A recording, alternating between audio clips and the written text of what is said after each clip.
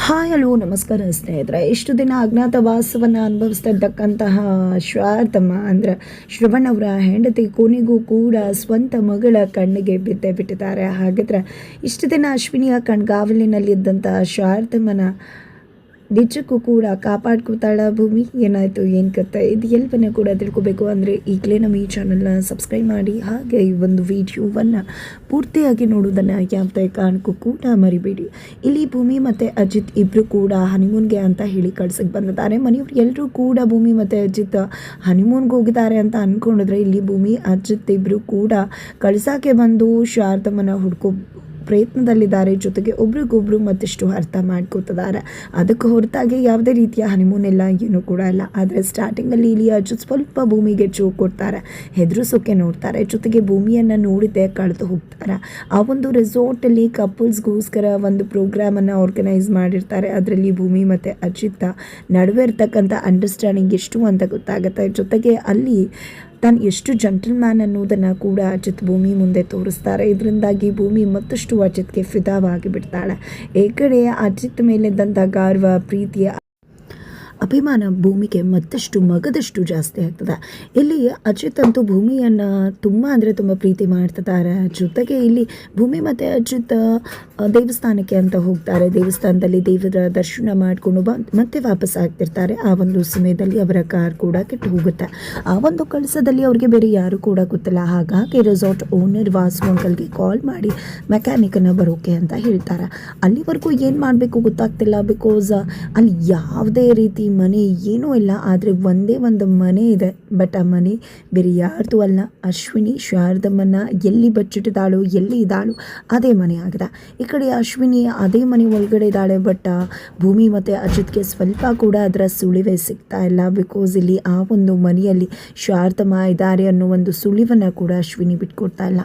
ಒಂದಷ್ಟು ರೌಡಿಗಳನ್ನ ಅಲ್ಲಿ ಕಾವಲಿಟ್ಟಿದ್ದಾಳೆ. ಜೊತೆಗೆ ಅಲ್ಲಿ ಶಾರದಮ್ಮನನ್ನು ತನ್ನ ಅಮ್ಮ ಅಂತ ಹೇಳಿ ಬಿಂಬಿಸ್ತಿದ್ದಾಳೆ ಅಶ್ವಿನಿ. ಜೊತೆಗೆ ದೇವಿಯಾನೆಯಿಂದ ತರಿಸ್ಕೊಂಡಂತಹ ಒಂದು ಫ್ಯಾಮಿಲಿ ಫೋಟೋವನ್ನು ಕೂಡ ಗೋಡೆ ಮೇಲೆ ಹಾಕೋದ್ರ ಮುಖಾಂತರ ಶಾರದಮ್ಮ ಆ ಒಂದು ಫೋಟೋವನ್ನು ನೋಡಿ ಎಮೋಷ್ನಲ್ ಆಗ್ತಾ ಇದ್ದರೆ ಖಂಡಿತವಾಗ್ಲೂ ಆಕೆಗೆ ಎಲ್ಲ ನೆನಪಾಗುತ್ತೆ. ಆಗ ನಾನೇ ಆ ಮನಸ್ವಿನಿ ಅಂತ ಹೇಳಿದರೆ ಖಂಡಿತ ಶಾರದಮ್ಮ ನಂಬ್ಕೋತಾಳೆ.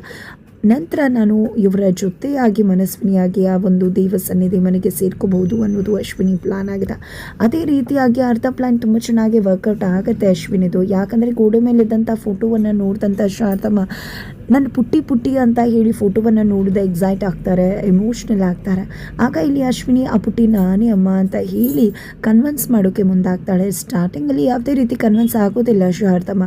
ತದನಂತರ ಒಂದಷ್ಟು ಭಯದಿಂದನೇ ನಂಬೋಕ್ಕೆ ಶುರು ಮಾಡ್ಕೋತಾರೆ ಅಂತ ಹೇಳ್ಬೋದು. ತದನಂತರ ಇಲ್ಲಿ ಅಶ್ವಿನಿ ಶಾರದಮ್ಮನನ್ನು ಒಳಗಡೆ ಇಟ್ಟು ಹೊರಗಡೆ ಫೋನ್ನಲ್ಲಿ ಅವಳು ಇನ್ನೂ ಕೂಡ ನನ್ನ ನಂಬ್ತಾ ಇಲ್ಲ, ಹೆದರ್ಕೋತಿದ್ದಾಳೆ, ಆ ಭಯ ಹೋಗಿ ನನ್ನ ನಂಬಿದ್ರೆ ಅದೇ ಒಂದು ಯೂಸ್ ಮಾಡಿಕೊಂಡು ಮನಸ್ವಿನಿಯಾಗಿ ಮನೆಗೆ ಎಂಟ್ರಿ ಕೊಡ್ತೀನಿ ಅಂತ ಹೇಳಿ ಫೋನ್ನಲ್ಲಿ ಮಾತಾಡ್ತಿರೋ ಮಾತನ್ನು ಶಾರದಮ್ಮ ಕೇಳಿಸ್ಕೊಂಡ್ಬಿಡ್ತಾರೆ.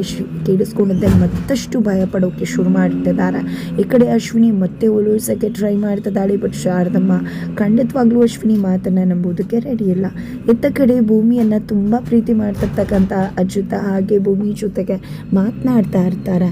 ಅಲ್ಲಿಂದ ಸ್ವಲ್ಪ ದೂರ ಹೋಗೋಣ ಬನ್ನಿ ಅಂತ ಹೇಳಿ ಭೂಮಿ ಕರೀತಾಳೆ. ಬಟ್ ಇಲ್ಲಿ ಅಜಿತ್ ಹೋಗೋದಕ್ಕೆ ಒಪ್ಕೊಳ್ಳೋದೇ ಇಲ್ಲ.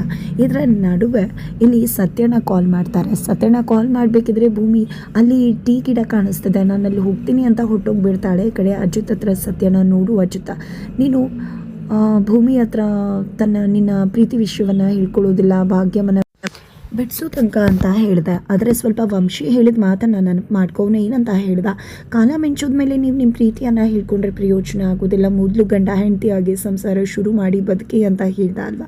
ಅದನ್ನು ಸ್ವಲ್ಪ ತಲೆಗೆ ಹಾಕುವ ಜೊತೆ ಏನಾದರೂ ಭೂಮಿ ಮತ್ತು ನಿನ್ನ ನಡುವೆ ಇವರ ಕಾಂಟ್ಯಾಕ್ಟ್ ಮುಗಿಯೋಕ್ಕೂ ಮುನ್ನ ಇಲ್ಲಿ ಭೂಮಿಗೆ ಬೇರೆಯವ್ರ ಮೇಲೆ ಪ್ರೀತಿ ಆದರೆ ಏನು ಮಾಡ್ತೀಯ, ಅದಕ್ಕೋಸ್ಕರ ಹೇಳ್ತಾ ಇದ್ದೀನಿ, ನಿನ್ನ ಪ್ರೀತಿಯನ್ನು ನೀನು ಉಳಿಸ್ಕೋಬೇಕು, ನಿನ್ನ ಪ್ರೀತಿಯನ್ನು ಕಳ್ಕೊಳ್ಳೋದು ನಂಗೆ ಇಷ್ಟ ಇಲ್ಲ, ನಿನ್ನ ಪ್ರೀತಿ ಗೆಲ್ಲಬೇಕು ಅನ್ನೋದೇ ನನ್ನ ಆಸೆ ಅಂತ ಹೇಳಿ ಸತ್ಯನ ಹೇಳ್ತಾರೆ. ಈಗ ಅವಕಾಶ ಸಿಕ್ಕಿದೆ, ಪ್ರಪೋಸ್ ಮಾಡಿಬಿಡು ಅಂತ ಅಜಿತ್ ಕೂಡ ಸರಿ ಆಯಿತು ಅಂತ ಒಪ್ಕೋತಾರೆ. ಅತ್ತ ಕಡೆ ಭೂಮಿ ಗಿಡಗಳನ್ನ ನೋಡ್ತಾ ಖುಷಿಯಿಂದ ಕುಣಿದು ಕುಪ್ಪಳಿಸ್ತಿದ್ದಾಳೆ. ಟೀ ಅಂದರೆ ಮಹದಾಸೆ ಭೂಮಿಗೆ. ಅಂಥದ್ರಲ್ಲಿ ಟೀ ಗಿಡ ನೋಡಿದ್ರೆ ಅಷ್ಟು ಖುಷಿ ಪಡೋದು ಇರೋದಕ್ಕಂತೂ ಸಾಧ್ಯನೇ ಇಲ್ಲ, ಅಷ್ಟು ಖುಷಿ ಪಡ್ತಿದ್ದಾಳೆ. ಅಲ್ಲಿಗೆ ಅಜಿತ್ ಫ್ಲವರನ್ನು ತಗೊಂಡು ಪ್ರಪೋಸ್ ಮಾಡೋಕ್ಕೆ ಅಂತ ಹೋಗ್ತಿದ್ದಾರೆ. ಅದೇ ಒಂದು ಮನೆಯಲ್ಲಿ ಅಶ್ವಿನಿ ಇಟ್ಟಂಥ ರೌಡಿಗಳು ಇವರಿಬ್ಬರು ಕಪಲ್ಸ್ ಅನ್ಸುತ್ತೆ ಪ್ರಪೋಸ್ ಮಾಡೋಕ್ಕೆ ಹೋಗ್ತಿದ್ದಾರೆ. ಒಳ್ಳೆ ಪಿಕ್ಚರ್ ಸಿಕ್ಕಿತ್ತು.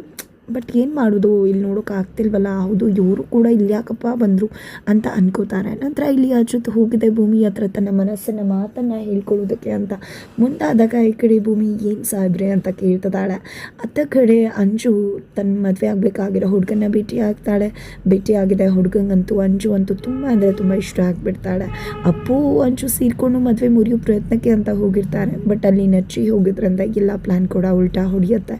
ಯಾವುದೇ ರೀತಿಯಲ್ಲೂ ಕೂಡ ಅಪ್ಪು ಮತ್ತು ಅಂಜು ಪ್ಲ್ಯಾನ್ ವರ್ಕೌಟ್ ಆಗಲ್ಲ. ಆ ಹುಡುಗ ಅಂತೂ ಅಂಜು ನೀರದಿಟ್ಟ ನಿರಂತರ ಸಿಂಪ್ಲಿಸಿಟಿ ಎಲ್ಲವನ್ನೂ ಕೂಡ ನೇರವಾಗಿ ನೋಡಿದ್ದೆ ಇಷ್ಟಪಟ್ಟೇ ಬಿಡ್ತಾನೆ. ಈ ಕಡೆ ಮನೆಗೆ ಬರ್ತಿದ್ದಾಗ ಶ್ರವಣ್ಗೆ ಹುಡುಗನಪ್ಪ ಕಾಲ್ ಮಾಡಿ ನಿಮ್ಮ ಮಗಳನ್ನ ತುಂಬ ಅಂದರೆ ತುಂಬ ಇಷ್ಟಪಡ್ತಿದ್ದಾನೆ, ಆದಷ್ಟು ಬೇಗ ಎಂಗೇಜ್ಮೆಂಟ್ ಮದುವೆ ಇಟ್ಕೊಂಬಿಡೋಣ ಅಂತ ಹೇಳ್ತಾರೆ. ಸರಿ ಆಯಿತು ಅಂತ ಹೇಳಿದೆ. ಇಲ್ಲಿ ಶ್ರವಣ ಹುಡುಗನ ತಂದೆ ಫೋನ್ ಮಾಡಿ ಆ ಹುಡುಗಂಗೆ ತುಂಬ ಇಷ್ಟ ಆಗಿದ್ದಾಳೆ ಅಂಜು ಅಂತ ಹೇಳಿದರು. ಹಾಗಾಗಿ ಸ್ವಲ್ಪ ದಿನ ಟೈಮ್ ಇರೋದು, ಆದಷ್ಟು ಬೇಗ ಎಂಗೇಜ್ಮೆಂಟ್ನ ಇಟ್ಕೊಂಡು ಬಿಡೋಣ ಅಂದ ತಕ್ಷಣ ಇಲ್ಲಿ ಅಂಜು ರೆಬೆಲ್ ಆಗೋದೇ ಇಲ್ಲ, ನನಗೆ ಬೇಡ ಎಂಗೇಜ್ಮೆಂಟ್ ಅಂತ ಜೋರಾಗಿ ಕಿರ್ಚ್ಕೊಂಡ್ಬಿಡ್ತಾಳೆ. ನಿಜಕ್ಕೂ ಎಲ್ರಿಗೂ ಕೂಡ ಶಾಕ್ ಆಗುತ್ತೆ. ಒಂದು ತಕ್ಷಣ ಎಲ್ಲರೂ ಕೂಡ ಅನ್ಕೋತಾರೆ ಏನಪ್ಪ ಇದು ಅಂಜು ಎಂಗೇಜ್ಮೆಂಟ್ ಬೇಡ ಅಂತ ಹೇಳ್ತಿದ್ದಾಳೆ ಅಂದರೆ ಆ ಹುಡುಗ ಇಷ್ಟ ಅಲ್ವಾ. ಈಗಲೂ ಕೂಡ ಅಚ್ಯುತ್ ನನ್ನ ಮನಸ್ಸಲ್ಲಿ ಇಟ್ಕೊಂಡು ಈ ರೀತಿ ಮಾತನಾಡ್ತಿದ್ದಾಳೆ ಅಂತ ಅನಿಸೋಕೆ ಶುರುವಾಗತ್ತೆ. ತದನಂತರ ಯಾಕೆ ಏನು ಅಂತ ಪ್ರಶ್ನೆ ಮಾಡಿದಾಗ ಇದೇ ರೀತಿ ಅವತ್ತು ಕೂಡ ಅಚ್ಯುತ್ ಜೊತೆ ಮದುವೆ ಫಿಕ್ಸ್ ಆಗಿತ್ತು, ಎಂಗೇಜ್ಮೆಂಟ್ ಕೂಡ ನಡೀತಾ ಇತ್ತು. ಆದರೆ ಅವತ್ತು ಎಂಗೇಜ್ಮೆಂಟ್ ನಿಂತು ಹೋಯಿತು. ಈಗಲೂ ಕೂಡ ಅದೇ ರೀತಿ ಆಗಿಬಿಟ್ರೆ ಏನು ಅಂತ ಗಾಬರಿ ಆಗ್ತದೆ. ಅದೇ ಕಾರಣಕ್ಕೆ ಯಾವುದೇ ರೀತಿಯ ಗ್ರ್ಯಾಂಡ್ ಸೆಲೆಬ್ರೇಷನ್ ಏನು ಕೂಡ ಬೇಕಾಗಿಲ್ಲ, ಸಿಂಪಲ್ ಆಗಿ ನಡೀಲಿ ಅಂತ ಹೇಳ್ತಾರೆ. ದಿವ್ಯಾನಿ ಕೂಡ ಅದಕ್ಕೆ ಹೌದು ಅಂತ ಹೇಳ್ತಾರೆ. ಮನೆಯವರು ಎಲ್ಲರೂ ಕೂಡ ಶಾಪಿಂಗ್ ಏನು ಬೇಡ, ಮನೇಲೇ ಎಲ್ಲರನ್ನೂ ಕೂಡ ಕರೆಸಿದೆ ಸಿಂಪಲ್ಲಾಗಿ ಎಂಗೇಜ್ಮೆಂಟ್ ಮಾಡಿಬಿಡೋಣ ಅಂತ ನಿರ್ಧಾರ ಮಾಡ್ಕೋತಿದ್ದಾರೆ. ಎತ್ತ ಕಡೆ ಅಚ್ಯುತ್ ಇನ್ನೇನು ಭೂಮಿಗೆ ಪ್ರಪೋಸ್ ಮಾಡಬೇಕು, ಅಷ್ಟರಲ್ಲಿ ಮೆಕ್ಯಾನಿಕ್ ಬಂದು ಕಾರ್ ರೆಡಿ ಆಗಿದೆ ಅಂತ ಹೇಳ್ತಿದ್ದಾರೆ. ಸರಿ ಆಯಿತು ಅಂತ ಅಂದ್ಕೊಂಡಿದ್ದೆ. ಭೂಮಿಯಲ್ಲಿಂದ ಹೋಗ್ತಾಳೆ. ಈ ಕಡೆ ಅಚ್ಯುತ್ ಮತ್ತೊಮ್ಮೆ ಪ್ರಪೋಸ್ ಮಾಡೋದ್ರಲ್ಲಿ ಸೋಲ್ಬೇಕಾಗತ್ತೆ. ಈ ಕಡೆ ಅಚ್ಯುತ್ ಮತ್ತು ಭೂಮಿ ಇಬ್ಬರು ಕೂಡ ಕಾರ್ ಹತ್ರ ಹೋಗ್ತಿದ್ದಾಗೇ ಇಲ್ಲಿ ಭೂಮಿಗೆ ಬಾಯಾರಿಕೆ ಶುರುವಾಗುತ್ತೆ. ನೀರು ಕೇಳೋಣ ಅಂತ ಹೇಳಿ ಆ ಮನೆ ಹತ್ರ ಹೋಗ್ತಾಳೆ. ಡೋರ್ನ ನಾಕ್ ಮಾಡ್ತಾಳೆ. ಅಲ್ಲೇ ಒಂದು ಹೆಂಗ್ಸ್ ಇರ್ತಾರೆ. ಅವ್ರು ಡೋರನ್ನು ಓಪನ್ ಮಾಡ್ತಾರೆ. ಓಪನ್ ಮಾಡಿದ್ದೆ ಏನು ಅಂದಾಗ ಸ್ವಲ್ಪ ನೀರು ಬೇಕಾಗಿತ್ತು ಅಂದಾಗ 1 ನಿಮಿಷ ಇರಿ ತೊಗೊಂಡು ಬರ್ತೀನಿ ಅಂತ ಹೋಗ್ತಾರೆ. ಇಲ್ಲಿ 1 ನಿಮಿಷ ಇರಿ ಅಂತ ಹೇಳಿ ಬಾಗಿಲನ್ನ ಪಟ್ಟಂತ ಒಡೆದು ಮುಚ್ಚಿ ಹೋಗಿದ್ದು ಅನುಮಾನ ಬಂದುಬಿಡುತ್ತೆ ಭೂಮಿಗೆ. ಹಾಗಾಗಿ ಏನಿರ್ಬೋದು ಅಂತ ಕಿಟಕಿ ಓಪನ್ ಮಾಡ್ತಾಳೆ. ಓಪನ್ ಮಾಡಿದರೆ ಅಲ್ಲಿ ಅಶ್ವಿನಿ ಶಾರದಮ್ಮಂಗೆ ಊಟ ಮಾಡಿಸ್ತಿದ್ದಾಳೆ. ಅದನ್ನು ನೋಡಿದ್ದೆ ನಿಜಕ್ಕೂ ಕೂಡ ಭೂಮಿಗೆ ಶಾಕ್ ಆಗ್ತದೆ. ಶಾರದಮ್ಮನ ಹೊಡ್ಕೊಂಡು ಬಂದರೆ ಇಲ್ಲಿ ಅಶ್ವಿನಿ ಕಿಡ್ನಾಪ್ ಮಾಡಿದಾಳೆ ಶಾರದಮ್ಮನ. ಹಾಗಿದ್ರೆ ಅವತ್ತು ಆಶ್ರಮದಲ್ಲಿ ಅಶ್ವಿನಿ ಕೂಡ ಇಲ್ಲೂ, ಆಗಿದ್ರೆ ಅಶ್ವಿನಿನೇ ಶಾರದಮ್ಮನ ಇಲ್ಲಿ ತನಕ ಎತ್ತಾಕೊಂಡು ಬಂದಿರೋದು, ಏನಿರ್ಬೋದು ಉದ್ದೇಶ ಅಂತ ಹೇಳಿ ಭೂಮಿ ಯೋಚನೆ ಮಾಡ್ತಿದ್ದಾಳೆ. ಇದೇ ವಿಷಯನ ಅಚ್ಯುತ್ ಹತ್ರ ಕೂಡ ಹೇಳ್ತಾಳೆ. ಕೊನೆಗೂ ಭೂಮಿ ಅಚ್ಯುತ್ ಇಬ್ಬರು ಕೂಡ ರೆಡ್ ಹ್ಯಾಂಡ್ ಆಗಿ ಅಶ್ವಿನಿನ ಲಾಕ್ ಮಾಡಿದೆ ಶಾರದಮ್ಮನನ್ನು ತಮ್ಮ ಮನೆಗೆ ವಾಪಸ್ ಕರ್ಕೊಂಡು ಬರ್ತಿದ್ದಾರೆ. ಕೊನೆಗೂ ಕೂಡ ಇಲ್ಲಿ ಅಶ್ವಿನಿಯ ನಾಟಕಿ ಆಟ ನಿಜಕ್ಕೂ ಕೂಡ ಯಾವುದೇ ರೀತಿಯಲ್ಲಿ ವರ್ಕೌಟ್ ಆಗಿಲ್ಲ. ಅಶ್ವಿನಿ ಕೇಳ್ಕತ್ತುಮ್ ನಾಟಕ ಬಂದಂತ ಹೇಳ್ಬೋದು. ಹಾಗಿದ್ರೆ ಮುಂದೆ ಆಗುತ್ತೆ ತಿಳ್ಕೋಬೇಕು ಅಂದರೆ ಮುಂದಿನ ವೀಡಿಯೋಗೆ ವೇಟ್ ಮಾಡೋದನ್ನು ಮರಿ.